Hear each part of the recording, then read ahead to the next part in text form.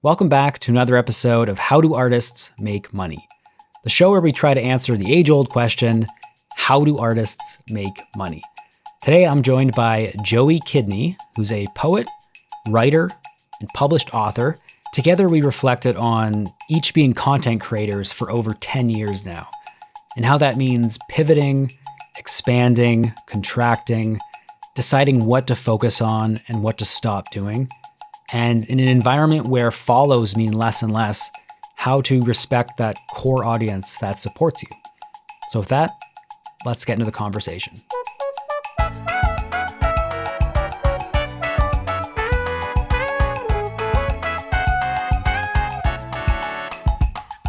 Joey Kidney, welcome to the show. Thanks for being with me today. Thank you for having me, Kevin. Let's start with the basics. How would you describe yourself professionally?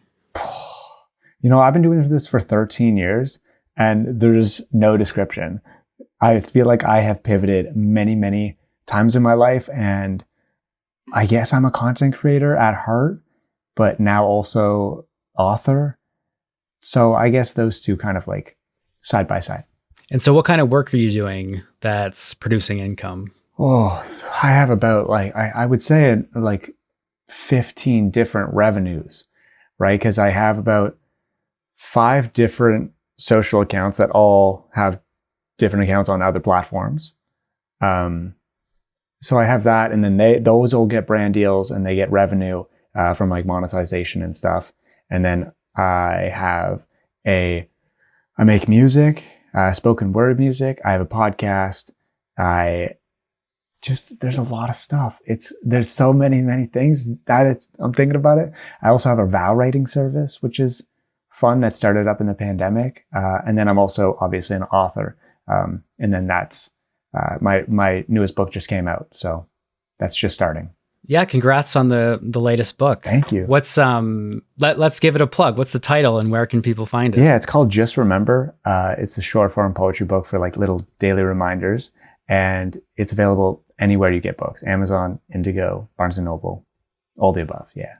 I didn't. So you have other accounts that aren't you. Are they branded somehow? How does that work? So I have an account that is for my podcast. I have an account that is a secondary me account. And then I have an account that is for my dogs. And my dogs, actually, funny enough, during COVID, 1 year, my dogs brought in more money than I did. Just because everybody was at home, everybody was getting pets and dogs, and that's where the funnel went. And so I think that's it. I've had more accounts in the past, but they've kind of like fizzled out. But those are kind of like the main 3 right now. How long did you build the dog account until you're like, yes, this paid off? It honestly started paying off in under a year. Oh, wow. Yeah, it grew pretty quickly. It was at that time where TikTok, like, you could get 100,000 followers like nothing. It was just about consistency. And so I just grinded, and obviously being a creator in Canada, you don't get any revenue from TikTok, and brand deals just kind of started coming in. So your work all revolves around writing, it sounds like. Is your operation, is it just you, or do you have anyone working for you? Yeah, so it's just me on all the content creation side. And then I do have a manager that has been with me for 11 years now. And he's more of I want to say like a personal manager, just because he's been with me for so long, but he just handles like brand deals and like contracts and everything like that. Everything that I don't want to handle. But for the longest time, I've been looking for like creative support, and every single time I hire somebody, it just never works out. And I'm sure maybe that sounds like I'm a really bad employer, but like, it's never I don't know, the alignment just seems to be off with how much work gets involved or is involved to not necessarily create a viral video or create something that's great once, but about creating good consistency. I feel like when hiring help, I feel there's a lot of inconsistency when it comes with it. I guess that's the correct word, as like lame as that sounds, but I've just haven't had good luck with that. So I've just been doing it by myself for 13 years. Same. I've considered and tried hiring people to do some of the masking and editing, but inevitably I'm like, well, let me just take a look at this, and I get into it, and it's a mix of perfectionism, and I'd probably totally be a bad employer. I think I get frustrated when it's not exactly what I want. Yeah, and you could probably do it in, like, this is exaggeration, but you probably do it in 5 minutes when they can do it in 30 sometimes, right? Because you just have the system, like, you know how you import your footage, you know how, like, that's seamless to you. When to anybody else, there's always one extra step because they're not you. So that usually bugs me.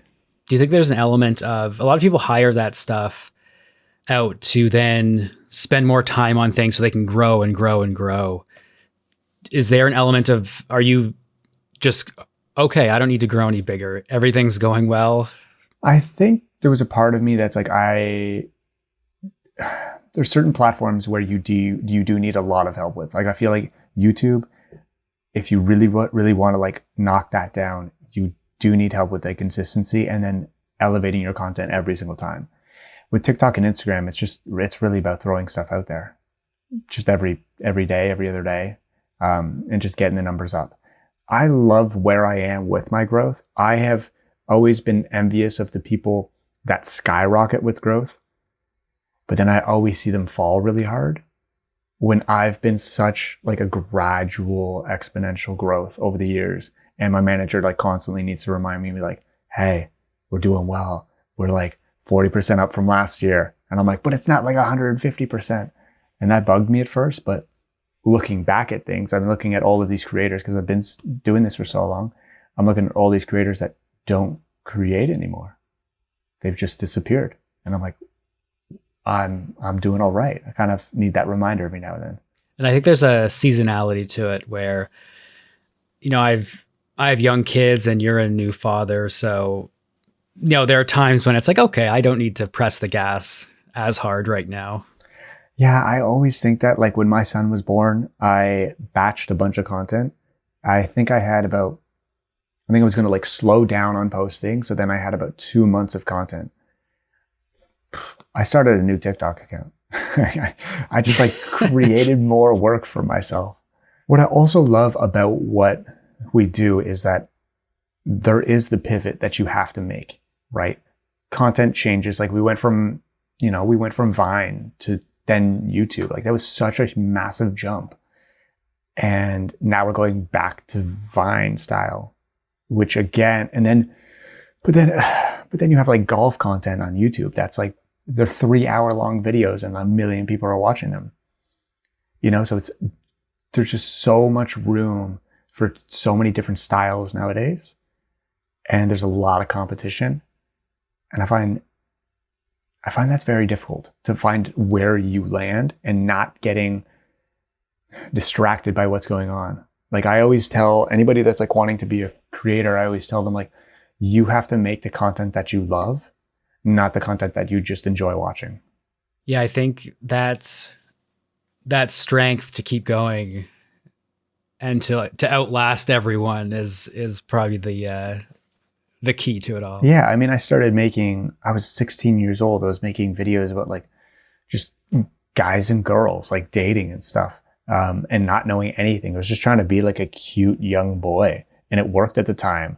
And then, like, I hit 20 and I'm like, I can't do this anymore. Like, I need to change. And so things have, like, just pivoted so many times for me.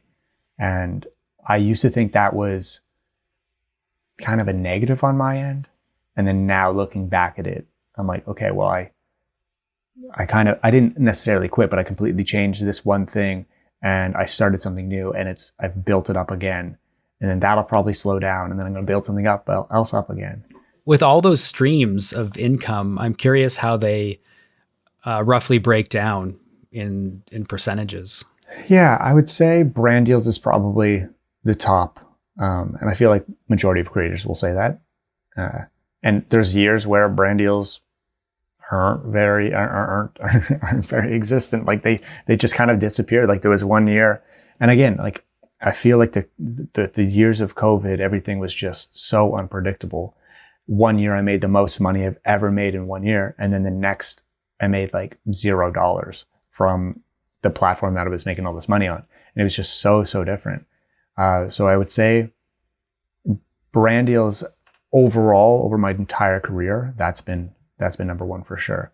And then like during COVID, I had to find different ways because monetization wasn't that high. Like things were just changing. So then I started my vow writing service because I write poetry and people were like, this like sounds beautiful. Like, can you help me write my vows? And I was like, I feel like that's a little weird, but I just threw it out there. And next thing you know, it was my second highest income for the year, which was amazing.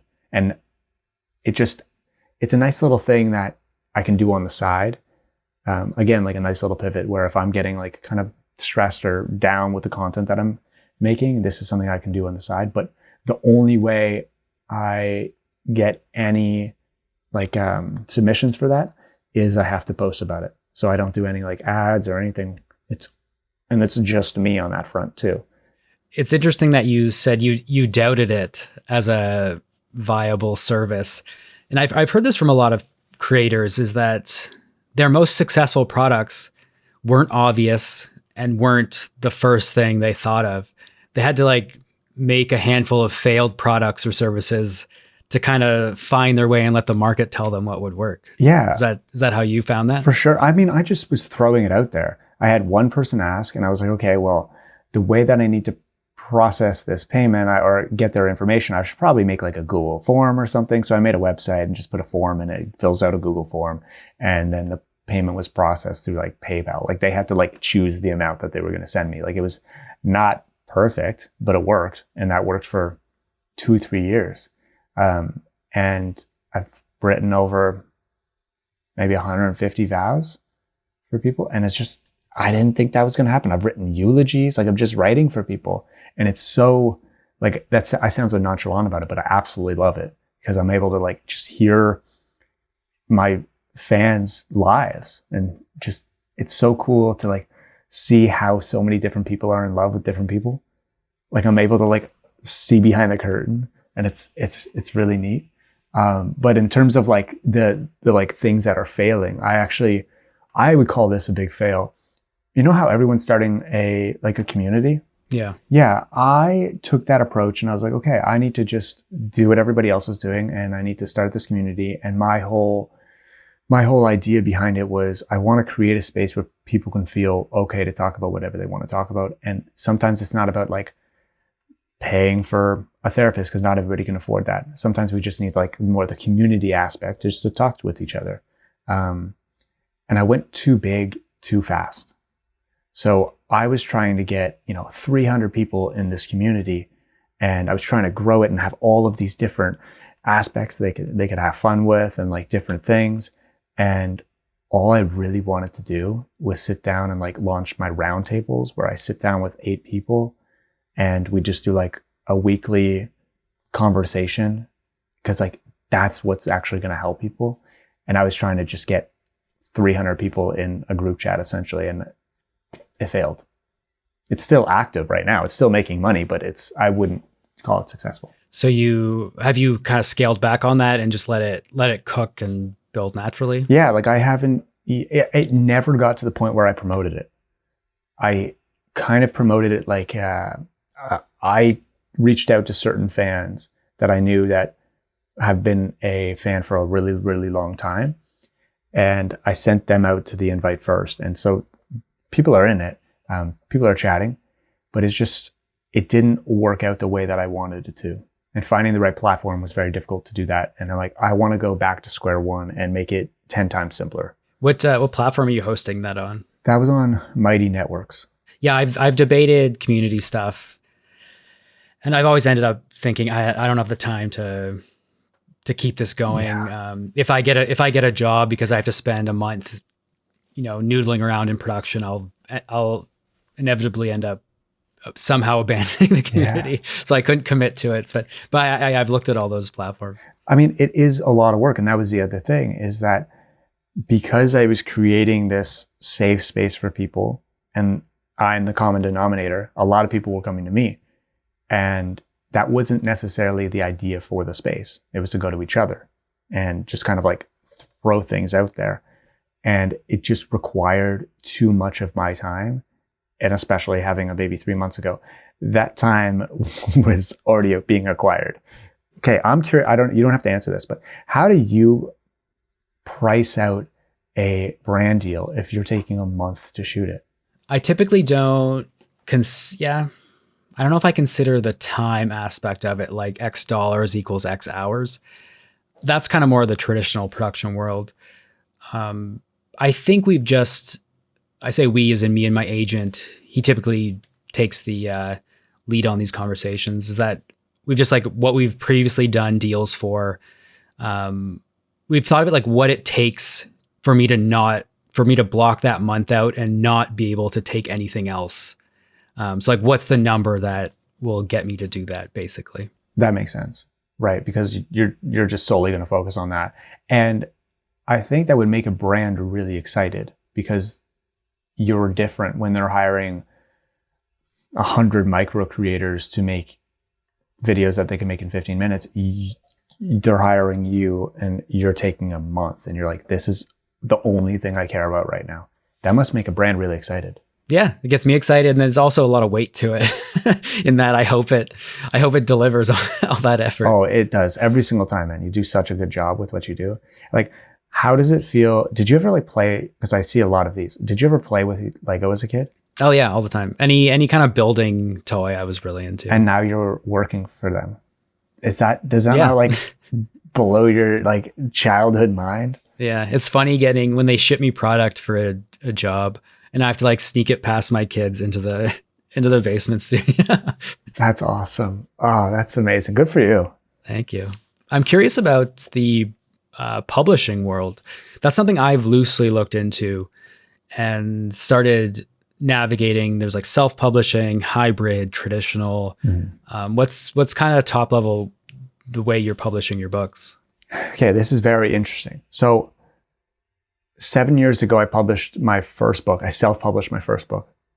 And then I had 2 other books after that. So my first 3 books were all self-published. And I tried going to publishers at the time and nobody was answering the phone. Nothing. Nobody was batting an eye. And I was watching so going back, I was the first like poet on TikTok. I brought the poetry scene to TikTok, and then more and more creators came out. And I was watching other poet creators get these book deals. And I'm like, I've been doing this for so long. I can't even get somebody to like answer an email. What's going on? And nothing was hitting. And the way that I self-published my first 3 books is I did it completely all by myself. My manager and I, we printed the books, we packaged the books, we shipped the books, we stored the books, everything us. The other way that you can self-publish is through Amazon and KDP. And what that looks like is you just write the book, you upload it, and they handle everything else. But you really only see like 30% from that. And so on my side, I was seeing 70%. So it would cost me $3 a book. And, then I had to pay for packaging and storage and stuff like that. But we were buying like 5,000 books at a time, 10,000 books at a time. And those were selling. And it was really, really cool because like I was selling it through Shopify. When I sold the book, I got like the notification on my watch. I hear the cha-ching. I'm like, it makes you feel so good.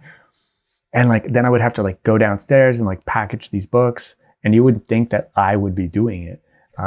But it made it really fulfilling. And I still do that for my first 3 self-published books because those still sell today. And then in the last year, I ended up getting a book deal. And I'm being published. My book, Just Remember, just got published with Andrews McNeil. And that's a totally different process. And the way that I got to that is I had to go through a literary agent. That's the only way that somebody was going to pay attention to me.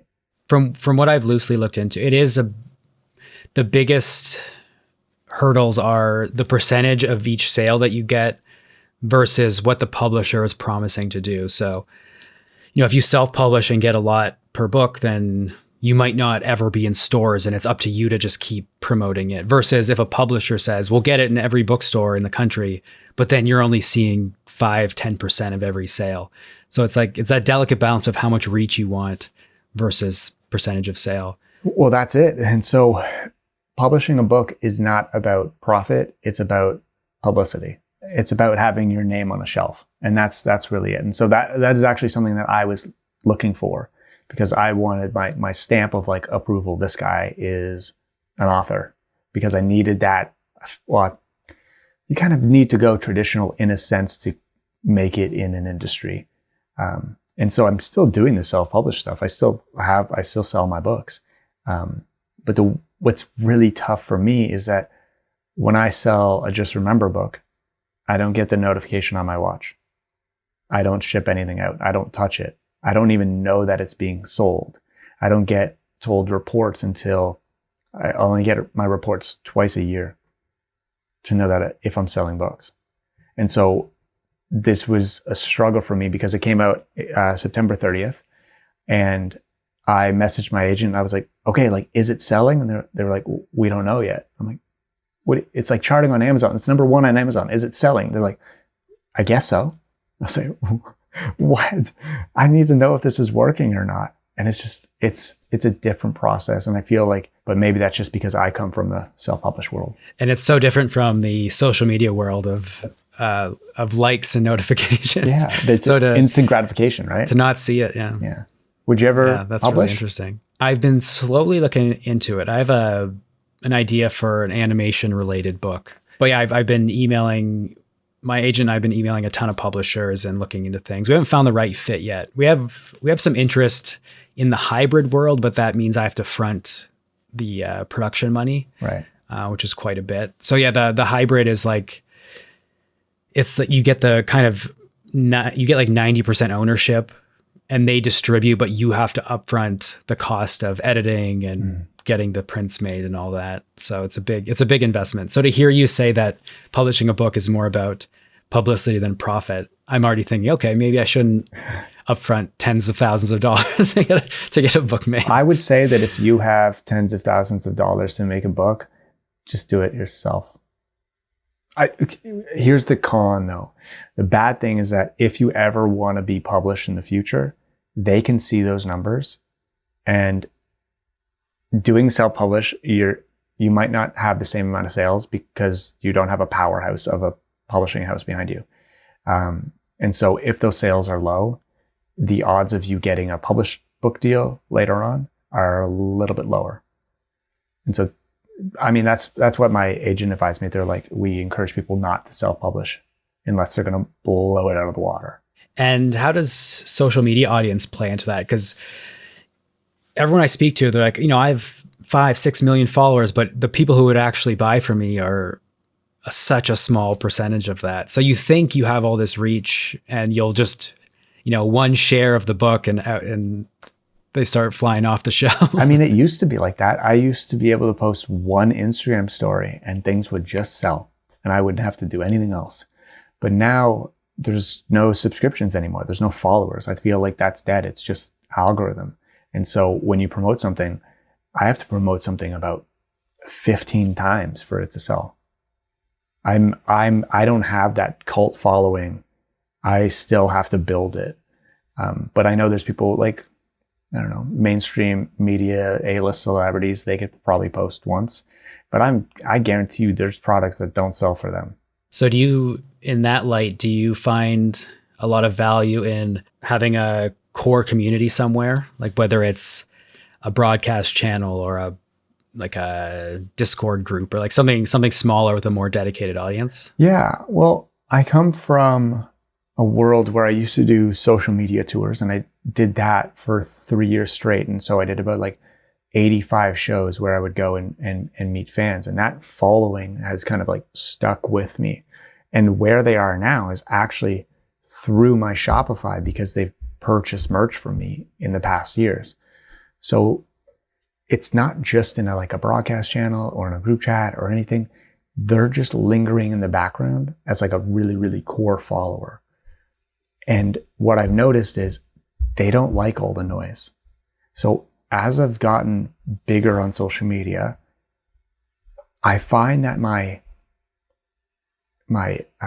creator to fan reach, that connection is less, because they don't feel that they're as valued because there's so many more people. Like their like or their comment doesn't mean as much because there's 100 other comments. And so I would argue that there's a sweet spot of in between. I don't even know what they define micro creator as, or micro influencer, but like there's that sweet spot of like micro to macro, maybe like that 200K range, where I think that's a really good sweet spot because you recognize a name, they can comment, they have like a 50-50 chance of you responding to that comment. But when you get to a certain number, I feel like some of the comments are just like hearts. And you're like, I'm not going to reply to that. And so that connection gets a little bit lost. Yeah, I have the same effect where, because my content's very kind of generally entertaining, all ages, there's no language in it typically. So my YouTube channel just grows and grows and grows every day. But that doesn't mean it's a dedicated audience. They probably just liked one video, so the next one probably offends them. So I've often thought lately, like, I probably need less people following me who will like actively choose to watch what I do versus just liking one video and riding along. Well, I just think that's the name of the game right now. But you've started like a newsletter, right? Yeah, I was going to ask you about that as well. Do you have one attached to your Shopify? Because you get all those emails, right? No, I don't get. I don't have a newsletter yet. Do you find is it successful for you? Depends on your definition of success. I think it's the most direct way to reach that core audience. My newsletters, it's at a few thousand people, and I'll send one out every week. I just sent one out yesterday of just updating what my plan is for November, and I'm going to show you how I'm making my video and a bit more behind the scenes. And I get really good responses from that with people who really support me and who are really into what I do.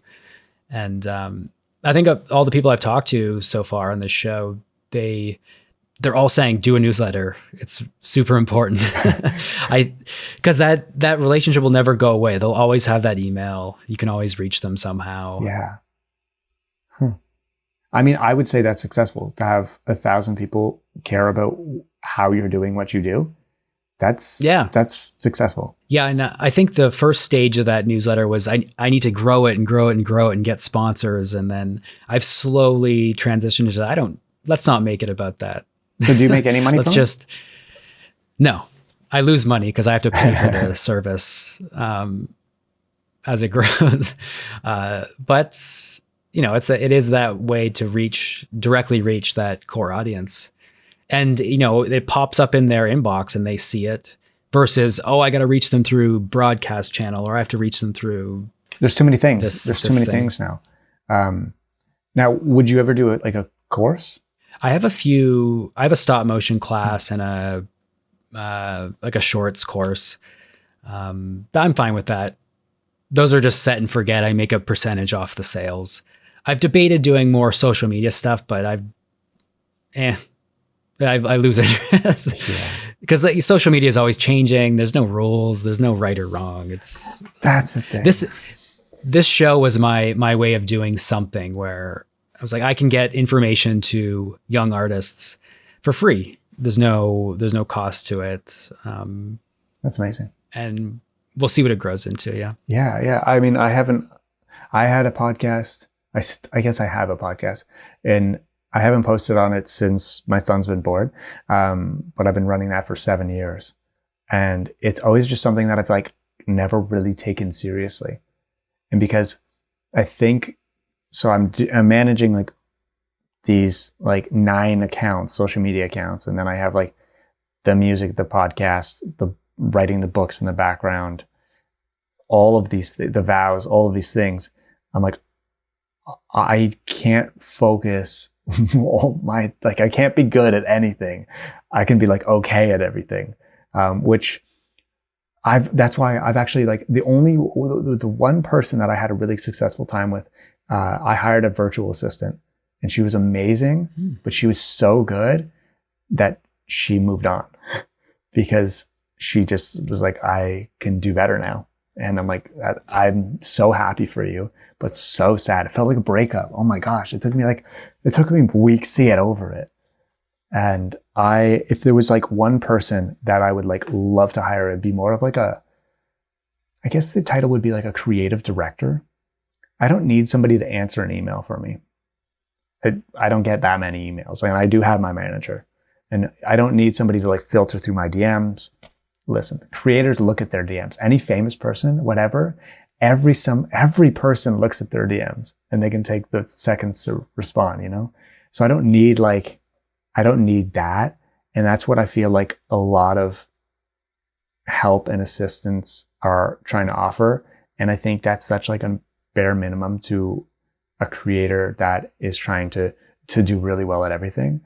And you know, you can find editors and stuff. And I've had editors ask for $500 a video, $1,000 a video. And I was like, for a 30-second video of a short, like I can't afford that. What are we talking about? Like, what have I been doing wrong? Are people paying that? I think that's crazy. Like, I can edit this video in 15 seconds. And I don't know, that just blew my mind. And it's nothing against editors and stuff, but in my life right now and in my process, I feel like a creative director to just like bounce ideas off and to honestly remind me, hey, you got a podcast to post. You have to film this. And this time somebody was talking about this. So the fans like it when you do this. And somebody who can just be a soundboard, I guess. I feel like that's more beneficial. Yeah, I joined like a creator membership a couple months ago. And part of it is like these mini mastermind groups that meet up every couple weeks where we share what we're doing. And then it's that like hard advice of stop doing that. No, you're wasting your time here, and you kind of get kicked in the butt a bit. And I found it super useful it's almost like getting out of the basement and just like talking to people who have a more objective view of what I'm doing. Yeah. I found so much value in that. I was actually a part of one of those groups for, there was a lot of like therapists, but it was for like anybody who speaks like kind of like emotionally online, about like relationships or anything like that. And it was really cool. And then it just kept growing. And then there was like 30 people in one call, and it's amazing. I'm still in the group chat and everything. I still see everything, but it just became like too much. And so that's why I think kind of like having a very small group would be better, because you can actually pay attention. Yeah, this one breaks off into mini masterminds where there's 4 or 5 people. Because even in an hour, it's hard to squeeze, 4 people discussing stuff. Oh, exactly. We can barely, you can cover 2 people maybe in that time. Yeah. Yeah. There's so much going on, right? And there's so many people trying so many things. And it's exactly what you said about like making like a social media course. It's changing every day. You literally just have to try something. That's it. Yeah. The way I look at it, and to your point about all these streams and what to focus on, I go through phases of expansion and then contraction, where expanding is like, oh, I'm going to try this. I'm going to try this. I'm going to try this. And then the next phase is like, oh, delete that, stop doing that, make this work more efficiently. Yeah. So I think, the last year was a bit of expansion of doing too many things. And now I'm trying to figure out how to make it all work cohesively where I'm not wasting my time. Yeah. I mean, that's a good idea. Have you ever made money on Facebook? I have. AdSense? I've been posting to Facebook, or like, when you post to Instagram and then post to Facebook, cross-posting and stuff. I've been doing that for however long you were able to do that for. And it wasn't until like 3 months ago where I was like, oh, hey, we're going to give you money. I was like, I'm going to get paid for my reels? Are you crazy? What is this? And I didn't know that was a thing. Yeah, they started a new content monetization program where it's all one thing now.